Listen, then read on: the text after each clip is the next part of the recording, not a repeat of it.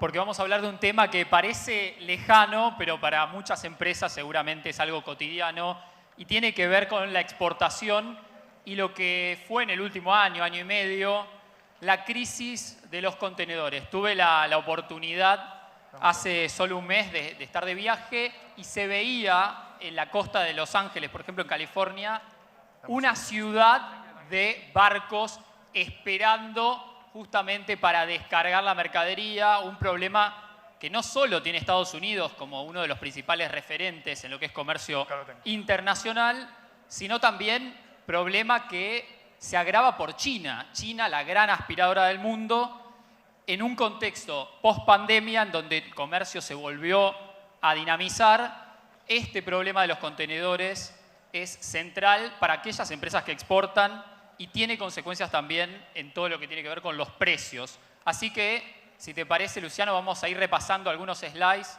antes de darle la bienvenida a Andrés Repetto para repasar qué está pasando en el mundo. Miren este mapa donde se ve justamente el atasco que hay de barcos en muchos de los principales puertos del mundo.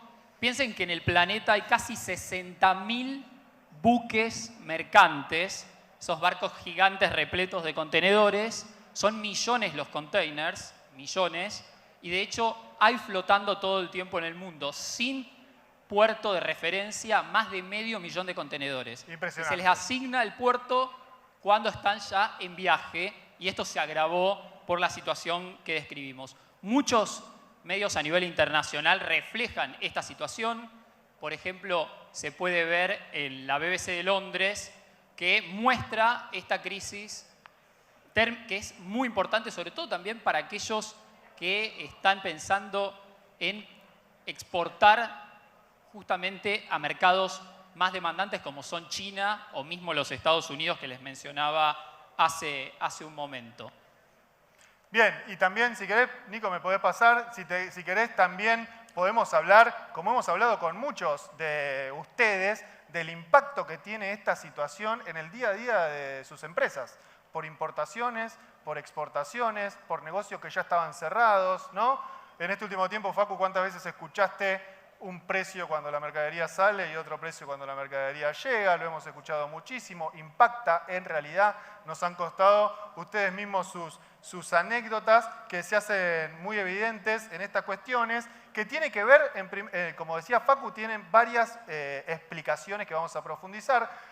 Una de ellas tiene que ver con las medidas por COVID, obviamente, ¿sí? En las restricciones que tienen las plantas chinas, cuando aparecen casos de COVID, las plantas se cierran, eso impacta en el proceso productivo, en procesos productivos de mucho volumen, entonces la rueda se frena de alguna manera y eso está pasando lo mismo en Bangladesh o en la India incluso.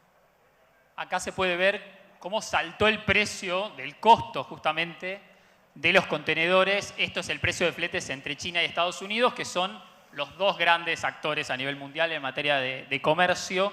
Y miren, en un año, de septiembre a septiembre, cómo se cuadruplica el valor que en general, y en base a lo que he hablado muchas veces con empresarios y de distintos sectores, no solamente de la industria veterinaria, nunca te mencionan como un problema el costo de exportar, el costo logístico. Es algo que está obviamente contemplado, pero ahora cuando el costo se dispara y se cuadruplica, empieza a ser un tema y lo tienen que empezar a tener en cuenta, obviamente. Así que por eso trajimos este tema al escenario. Que es multicausal, Facu, y si querés mencionamos 5 claves, digamos, solamente a tener en cuenta.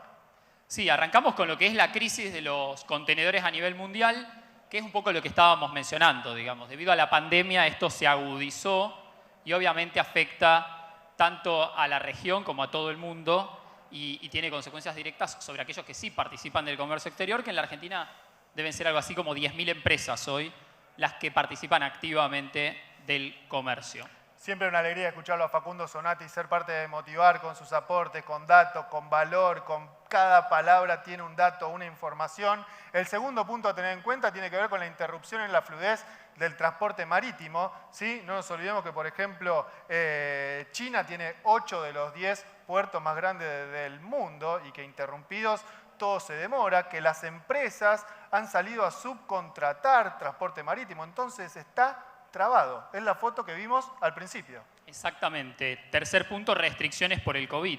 Pasó en muchísimos países, sobre todo el sudeste asiático, que a partir de las restricciones los puertos están vedados y se acumulan, o pasa esto que les comentaba, de ver barcos flotando, estacionados, pero no pueden atracar y no pueden dejar la mercadería, y eso complica esto que estaba aceitado prepandemia, si bien había algunos problemas, recordarán cuando se atascó un barco en el canal de Suez y generó un problemón en la conexión entre Asia y Europa, pero el COVID agravó esa situación.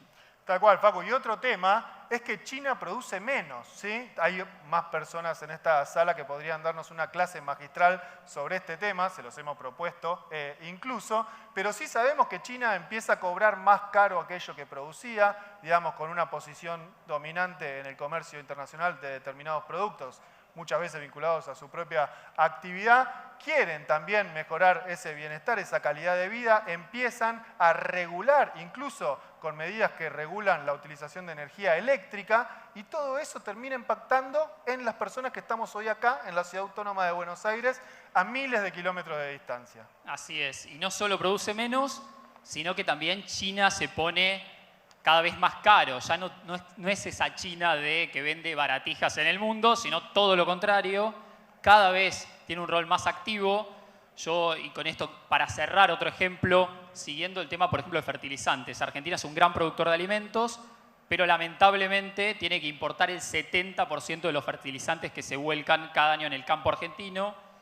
Y por culpa, o en realidad como consecuencia de las restricciones chinas, justamente a exportar fertilizantes y volcarlo más al consumo interno, esto generó un efecto cascada o un efecto dominó que hizo que básicamente se incremente también, por ejemplo, el precio de los fertilizantes.